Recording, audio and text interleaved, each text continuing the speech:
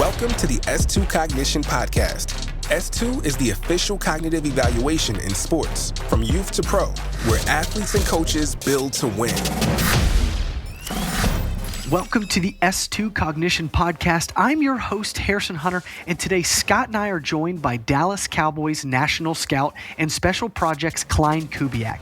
We discuss the intricacies of scouting and player evaluation, focusing on the importance of the intangibles, the cognitive aspects, and the evolution of analytics in sports. We then dive into how understanding a player's cognitive makeup can significantly impact their performance and fit within a team, emphasizing the need for a balance between measurable skills and the intangible qualities that define successful athletes. Finally, we run through the importance of tailoring offensive strategies to the strengths of quarterbacks, the dynamics between scouts in the front office, and the coaches in the NFL, specifically highlighting the multifaceted nature of predicting success in elite athletes. Then we touch on Kubiak's family legacy in football and the significance of winning a Super Bowl. For those that are new here, welcome. We're excited to have you today, and for those that are returning listeners, we always appreciate your support. To help us continue our growth, we ask that you subscribe, rate, and review the show. Thanks again to Klein for taking the time to join us. We hope you enjoy. Scouting forces you to measure and define the intangibles of a player, and front offices are always looking for key separators. How would you define those intangibles?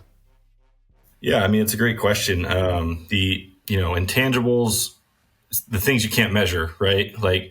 And we as scouts love to measure. I mean, traits, height, weight, speed, the critical factors, things we can grade. But when you look at those intangibles, right, it's the character, it's the makeup, it's the, how hard the kid plays, how physical he is. But the one that historically we've never really been able to put a pin on other than feeling is instinct and the just playmaker gene, or whatever you want to call it. That's kind of the piece that's always been missing in terms of how do we quantify that.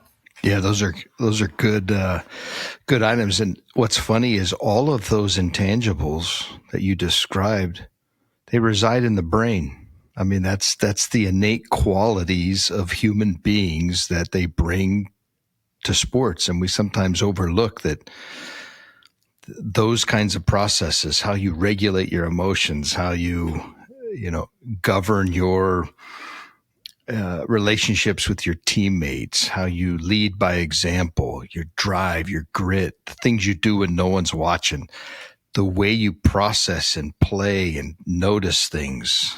How have you seen the evolution of measuring those happen over the last decade or so that you've really been digging in? Well, I mean, obviously there's the onset of analytics and how that's kind of changed sports and changed how we look at things. There's always going to be, from an evaluation standpoint, the guys that are true tape heads, right? Everything they saw with their eyes is everything they're ever going to believe. Then there's guys that are big believers in the numbers and the, miles per hour and 40 times and stuff like that. The truth's in the middle, right? I mean, it's, we talk about all these traits, these measurables and these instincts. The evaluation side of it comes when you got to piece all that together, right? And put that collection of data points together to formulate an opinion and something that you can believe in and be convicted in. Yeah, as a general observation, just in terms, what have you noticed from how players process from a high school level, a college? I know you do college scouting and pro scouting. What do you see are the biggest differences, especially as the speed and complexity really increase the higher level you go? Yeah, I mean, I think the further you move up, the more the physical or talent gap narrows.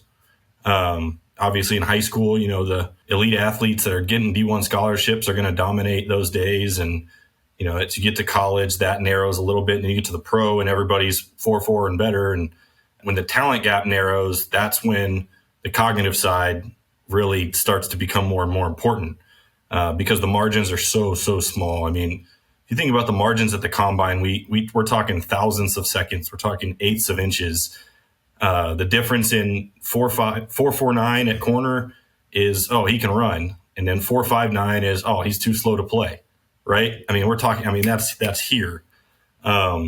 So, those margins as they narrow, we got to find separators and find ways to distinguish one elite athlete from the next elite athlete and figure out what it is that makes those guys tick. It's got to be somewhere in the middle, right? Scott, you've talked about this for a really long time, is somewhere between the measurables. I mean, Klein, you gave a really nuanced answer to the question about, so it's somewhere in the middle with analytics and film. But the reality is there's something in the middle called play speed. And how do we define that play speed? Scott, we've been talking about this a long time. Yes, you've got how fast this kid is, but I watch him run a 40 and then you watch him and let's say he runs that 4.59. You're like, as a receiver, I've never seen him get caught from behind. But I hear he's slow. So I don't understand what this means. Scott, you've talked about this play speed element. Can you dive into a little bit more? Yeah, I mean, the 40-yard dash is a great example. You know what your goal is. You know what your end point is. You don't have to do a lot of thinking. You don't have to do a lot of decision making. You just got to get off at the sound of the buzzer and then fly. That's not how the game's played. I mean, there are times where you've got to break away and you've got to run like Bo Jackson. But more often than not, you're having to make decisions. And we're talking sub-second, split-second decisions that put you in a position to express your speed. Or sometimes decisions can put you in a position to limit the expression of your speed. So absolutely, we've always felt like cognitive speed, your decision-making, processing speed, mixing with your physical speed probably is going to lead to a better estimate of your play speed. Yeah, I couldn't agree more. I mean, the speed of the game changes at every level, right? And the physical speed, the actual blur of what's happening in front of you is exponentially faster and faster as you move up the ladder. But what has never changed is that aspect of like, oh, he just makes plays, right? I mean, every year there's combine heroes and then there's combine zeros. And some of those zeros end up playing 10 years in the NFL and, start for really good football teams and if our league was as simple as take the numbers and we would all be able to predict the draft every year, right? It would be really easy. But that's not the case. I mean, play speed and time speed are totally different things. Yeah. What do you think over your career has helped you, I guess, find along those margins, right? Because like I said, to start this podcast, we're all looking for key separators, especially at your job. How have you found that nuance to understand play speed more than just the numbers? I think it takes a lot of time and repetition, and just like anything else. I mean, the more you do it, the better you get at it. I've been very fortunate in having grown up around this my whole life. I've been in a locker room before I can remember. I was going out to watch practice in Denver, when my dad was coaching there. And then when he moved on to Houston, I was a high school kid that got to stand behind Andre Johnson and Jacoby Jones and listen to these guys talk ball. And, the receiver coach at the time, Larry Kirksey, he's one of the greatest to ever do it. And he taught me things I still use in scouting. He was teaching me as a receiver, with one of those things. It's interesting when you start talking about the cognitive side of offense versus defense and position specific. Something Coach Kirksey used to always tell me is, as a receiver, what do you have that the defense doesn't? And I never really knew the answer to it. And he said, options. He said, you get to choose how you get to that spot, right?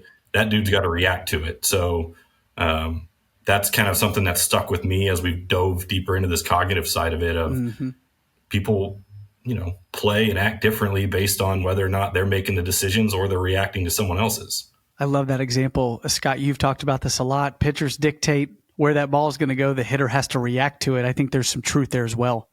Yeah, when you're trying to create the opportunity and you're proactive and you know what's coming and you know what you're going to do versus when you're at a disadvantage. Defense is at a disadvantage at a lot of levels.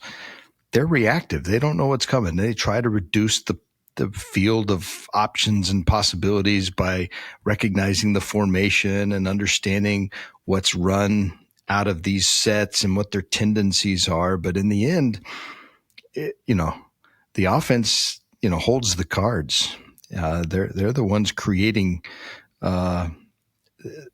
the play, the situation, the read, and the defense has to react to it. So they're already at a little bit of a disadvantage.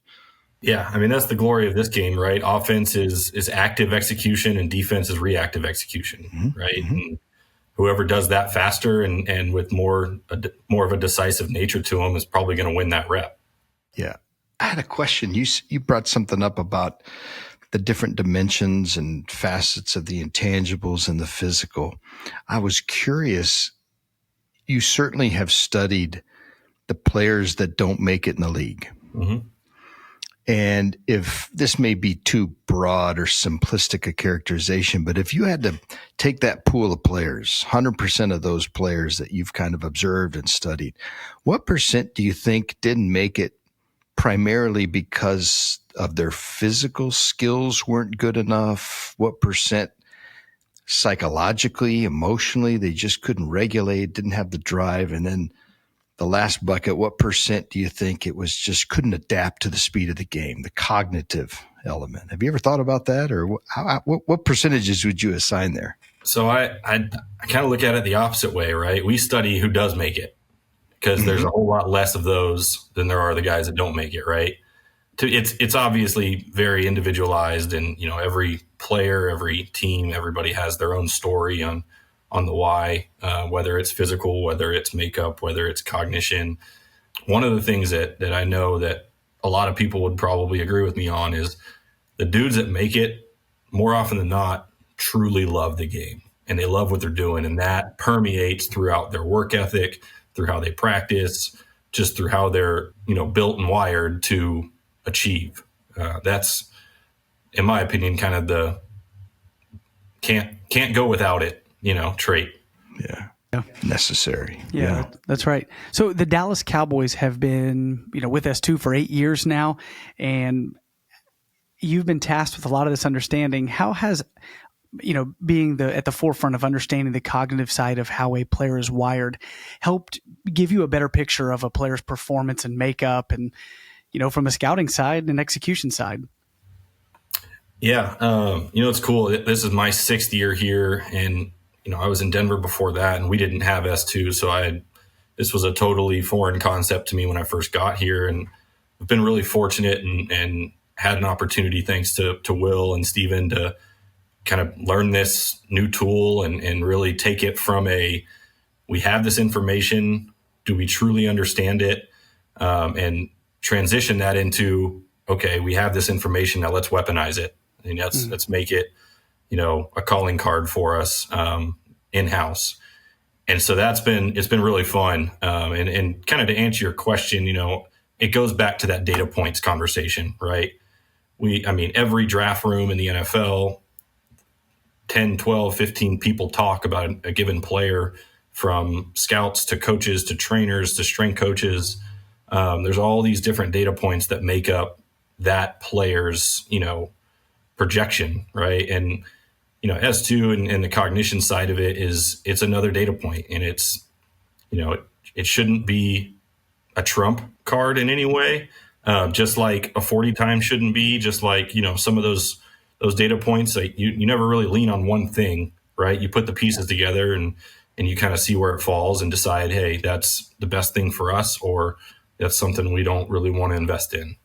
Yeah, and that leads me immediately to my next question. But first, shout out Will McClay. You are the best. No chance you listen to this, but you are the best. How has the understanding, I know we talked about the predictive side, but man, this is really where this is starting to go. And Scott has talked about this a lot, as well as Brandon. The cognitive fit, why some players have such a hard time in certain NFL systems, but in other systems, right, they leave and all of a sudden they're geared and they fit and they just explode. What would you attribute that to? A couple things, right? It's every GM and head coach's goal to assemble a team and put everybody on that team in the best position they can possibly be in to succeed, right? That's not just the players, that's the scouts, that's the coaches. You put people in certain rooms to make sure that you're getting the best out of them and that it's the best thing for the team. And then on our side, ultimately we're in the assessment and application process, right? Like we've got to study it and we got to apply it and we got to, put together the best possible team we can. and understanding a player's, or the relationship between a player's cognitive makeup and then the physical and all the other side, that's going to help you put guys in better positions and understand why they make certain mistakes or why they're successful in other areas. Something my dad used to always tell me was that, you tailor what you do to who you have. Yeah. Right. And so every player in the NFL has a cognitive makeup. Some are elite, some are not. But they all have their strengths and their weaknesses, and how you utilize those will determine your own success. Yeah, that's a great answer. Just some more shout out to Dallas. We were sitting down with Jason Kidd about a month and a half ago and having the same conversation. And he was lamenting the fact that there are athletes who just physically are gifted that they bring into their system. And he says it happens all around the league. You bring them into your system, you have high aspirations, and for reasons that you can't always put your finger on, they struggle in your system, and you're guessing as to why. And so we were talking about the cognitive piece and how, in the NBA, that the complexity of decision making is high, it's constant, it's dynamic, and he was talking about feeling as though the cognitive elements were going to help reduce the number of misses, because if someone can't fit into your system cognitively, even though you like them physically, knowing that's going to help your decision making and help that player make sure they land. He was, again, lamenting that players that played under his system or he played with that struggled go to another system and become all-stars. Mm-hmm. Just crush it. And this could be one of those variables that helps contributes to the equation. Oh, absolutely. And, I think back on my time in Denver, my first year was 2014. We've got, and Gase was calling the offense with Peyton. And I mean, we had more touchdowns than could count, and had an unbelievable year there that ended short. And, and then, fast forward, my dad ends up taking that head coaching job. And when I think about cognition, like I would kill for peak Peyton's, S2 score and like to see what that brain looks like. But the reality is, if, a West Coast style offense that my dad had run his whole life, if he'd come in and ask Peyton Manning to get under center and run boots and run nakeds and be Jake Plummer, we would have won probably 0 games in 2015. But, and I don't think he'll have a problem with me sharing this, but, it was hard on him to sit there and have to say, I got to change what I do to make sure this guy is at his best. And it became a blend of things. But ultimately, like from a cognition standpoint, right? With Peyton Manning being in the gun and being able to see things and look at it for as long as he gets to before the snap, that was his superpower, right? If you put him in under center and you have him boot and you take his eyes away from what's happening in front of him, he might not be the same stud of a quarterback. So, understanding that type of stuff, I think, is really vital to putting guys in proper positions. It's fascinating, Klein. You're seeing this around the league, right? Like, think of the head coaches that do this. Mike McDaniel and Tua. Tua's the offense created around Tua is it's timing, it's precision. He's a very accurate quarterback for whatever you think about him. He's very accurate, and he can get the football where it's supposed to be on time in the right location. Think about like what Shane Steichen did in Philadelphia and what he did for Jalen Hurts and the simplification of what he did in the RPO game. And then I think of, Jaden Daniels. Man, did I just give a couple NFC East references? I'm so sorry. Jaden Daniels and the Washington Commanders. Man, yeah, that was tough. But I just think about how they've tailor-made their offense to surround the strengths of the quarterback and how much that changes and just brings out the life in the player. Oh, I mean, absolutely. It's vital at that position more than anything. Obviously, there's a premium there, but it's just as important at left tackle as it is at, pass rusher and corner, and putting guys like that in position to win. And there's so many great coaches in this league, and their ability to do that week in and week out and be different every week too in how they do it. it's really fun to watch. I mean, it's like I said, I was lucky to grow up around it, and I got to see it quite a bit. And so but it's cool to see how it's evolved. Yeah. What role, to stay with that, what role does cognition play? I know you talked about like evaluation, projection, advanced scouting. What role does, just that may be too broad of a question, but take this in any direction you want it to go. What role does cognition play in those things? Yeah. I mean, I think, for us, scouting is one big cycle, right? You evaluate who they were in college. You project who they'll be, and that's your draft prep, right? Then you evaluate who they've become. That's your pro scouting. Then you evaluate how to attack them. That's your advanced scouting.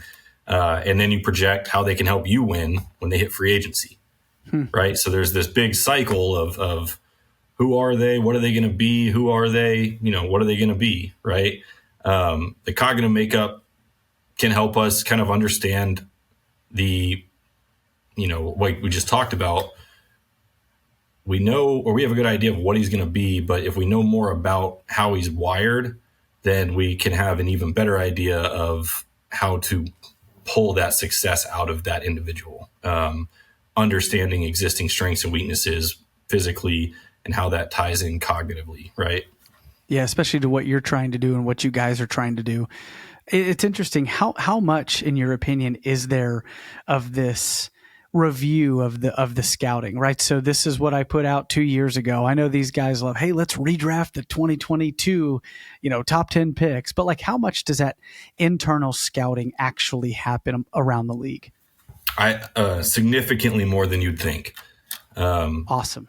I think it's an interesting profession because, you make these declarations and you have these opinions, and no one's wrong for at least 2 years, right? That there may be, a first round grade and a 7th round grade on the same player, and, in that room, and neither of those scouts are wrong. You're right. It can be hard because you got to sit and you got to wait and then when it does work out, you can say, oh yeah, I nailed that, the report. But when it doesn't, you sit there and go, oh, well, they didn't put him in a good position. Right. So it's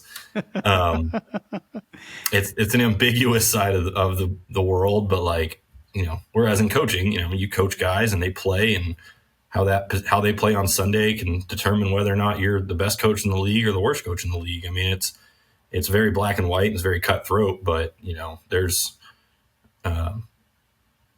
there's some big differences in kind of how it works on both sides of the building. So you're saying that tension between scouts and coaches exists in the NFL like it does other sports. Like we always hear this in baseball. Boy, I wish you'd draft better players. And then the scouts' retort is, they were great until you got a hold of them. I mean, it's this, this chicken and egg kind of what went wrong. To us, it's always felt like you're trying to reduce uncertainty so everybody wins and everybody is stacking the deck to their advantage, both in terms of selection and development. I wanted to ask a question. You briefly mentioned it. So you talked about how you understanding a player's cognitive makeup put you in a position to extract as much as you can and lean on the strengths and kind of work around and adapt to the weaker areas potentially.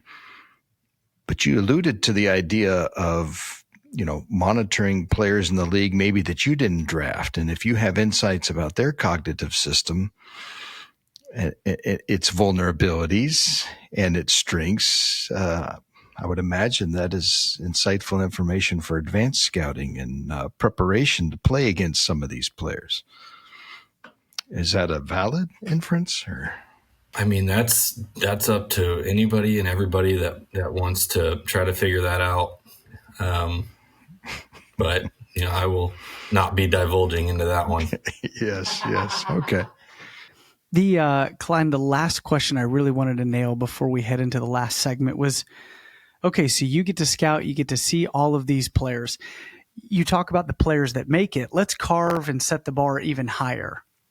What are you seeing in terms of cognition, performance on the field, and just these elite athletes that are just head and shoulders above the rest?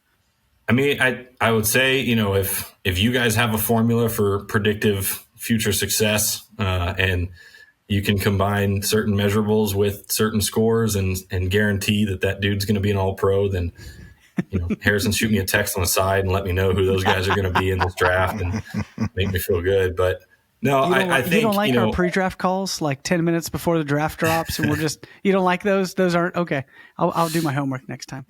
But no, I mean, I think there's, multiple sides to that. And, great players find ways to be great players for different reasons, right? Whether it's their cognitive makeup, whether it's their work ethic, whether it's just their absolute, freak of nature traits, right? I think there's a combination of all of that. And, I truly believe that reducing it to one of those multiple facets and picking one data point and rolling with it is wrong. That's my personal opinion on things. And I think you gotta paint the whole picture and kind of see it for what it is, from 10,000 feet, right? Yep. We always make the case that being good at anything, especially an elite athlete, is multifactorial. Yeah. There's a lot of dimensions, and there's probably some dimensions that, the critical mass of skill has got to be a little bit higher in some of those dimensions, especially if other dimensions are weaker. But you're right. It's trying to build a better model and understanding of all the factors and how they weight to predict or project success. We've been trying to predict human behavior for a long time, and it's no easy task. Yeah, a lot of people get paid a lot of money to do that, and turns out still like we're not very good at it. Well, and the other thing that I'll say too, is at our level, right, at whether it's college, pro, whatever, if you have elite cognition but you don't have the elite athleticism and the actual skills, I mean, you're probably going to be a hell of a scout. But but on the flip side, there's a lot of guys with, that have the tools to overcome, something that may not be as developed or as strong as the guy next to them. But, if they're, strong in what they do, then they can overcome some other deficiencies, right?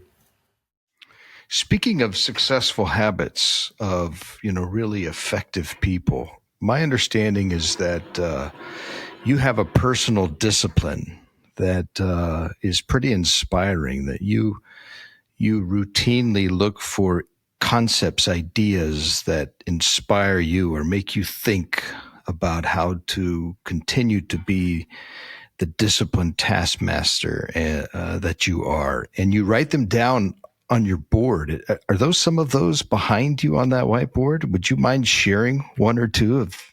Wow, he made you do it. I mean, you talk about putting it on a tee. That was way too complimentary, and I don't know if anything that you just said was true, but I do write things down. Well, the top one, that one never gets erased. That one stays, and it says every day's a make it day, and you ain't made it yet. That's something straight out of the mouth of Darren Muji, the assistant GM in Denver. When I was an intern, it was a conversation we had early on about ambition and what we kind of wanted to do with our careers. And he said it. He said, man, every day's a make it day and I ain't made it yet. So that's always stuck with me. It's been a big one.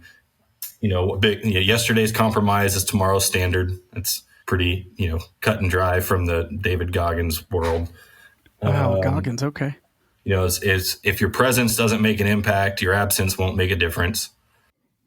And then the last one, and this is, just rings true with anything you do, but it's that complainers are a dime a dozen, but problem solvers are hard to find. It's good. Yeah. So that's my my cheesy list of things I read and look at every day. So thanks for making me look like the dork that I am. Those don't sound cheesy to me. Goodness. I mean, if you can encapsulate those in a little bit of how you carry yourself, you're going to have good days. Good days. Oh yeah. Okay. Random questions. These are the ones I didn't prep you for. I probably should have, but I asked this question I may not be fast, but I'm light on my feet. So here we go. Well, I don't need you to be fast. I need you to be thoughtful and entertain the audience. No, people got to listen. I asked this question to Drew Stanton the last episode I had, and I'm like, man, am I going to start asking every single guest this question? Because it was really good. So it's, you got big shoes to fill. What is the funniest group text you're a part of? Funniest or most inappropriate, whatever you want to call it. You could give me any and all. My college buddies and I have had a group text, and that's been active every day since spring break of 2010. Wow. And there's 13 of us in it, and it's all day, every day. It's talking ball, it's talking the world. It's, there's been fights, there's been guys leave and come back. I mean, it's just because we get after it with each other, and so that's shout out to the boys back at Rice, and we got a good one there. It's been a good group. So you come from a football family. Already talked about your dad, Gary. What was it? 29 years, 30 years as a coach, right? I think he had to get a couple more in there at the end to grab his retirement at 38 or 39, something like that. Oh my goodness. Yeah. So I was way off. Okay. So he was in the league a really long time. Both brothers work in the league at Saints, 49ers, wrestling match between all three of you, not your dad. Who comes out from the wrestling match at Turkey Day? Oh, see, this is a great question, because this is where the different intangibles come into play, right? Who's the dirtiest? Who fights the dirtiest? That's a good question. We'd have to actually scrap it out to find out, but I've got them all by height and weight, but I don't know if that's enough. My oldest brother, Clint, has been a war machine his whole life. When he was in college, he used to eat raw tomatoes because someone told him that was what's going to help him run faster. And then Clay is the, calculator of the family. I mean, he would find a way to be in the scrap and win the scrap without ever throwing a punch or taking one either. So it would be a pretty hilarious thing to witness, that's for sure. But the real answer is my dad would win it all. It's pretty awesome. You've gotten some pretty sweet Super Bowl. Like, you guys are around a lot of wins. That's got to be something awesome to be a part of. Oh, it's special. I mean, that's the ultimate goal, right? Is to get to play for and win that. And, been very fortunate to have gotten to be a part of it, whether it was 97, 98, playing Duke Nukem on my Game Boy in the stands and not paying attention because I was 6 years old. But, and then, my second year in the league was 2015 on that Broncos staff and getting to be a part of it there. And there's no better feeling, and it's everything we chase and we look for and you want. And when you get a taste of it, it makes it that much more miserable when you don't go back every year. But it keeps you hungry, keeps you getting after it every day, and another reason to wake up in the morning. Hence the quote. Last question, where is that ring? Come on now. Why would I tell you that? You don't have to tell me. I have to ask, though. That's my job. It is somewhere down at the bottom of Gringotts Bank. Klein Kubiak, at least baby. One Harry Potter reference in here. I'm surprised that wasn't a quote up there on your board. I appreciate you joining us, buddy. Klein Kubiak, National Scout, Special Projects, a friend. I appreciate your time, man. Thank you so much. Yeah, thank you guys. I appreciate you having me, and go Cowboys. Go Cowboys. Thanks for listening to the S2 Cognition podcast. If you like the content we're putting out, please subscribe with that plus sign at the top of your app, leave a review about the episode, and share it with a few friends. You can follow us on Twitter at S2Cognition and Instagram at S2.Cognition. If you'd like to get in touch with the program or show, please visit our website at S2Cognition.com/podcast. Thanks again for listening to the S2 Cognition podcast. I'm your host, Harrison Hunter, signing off for now. We will talk to you soon.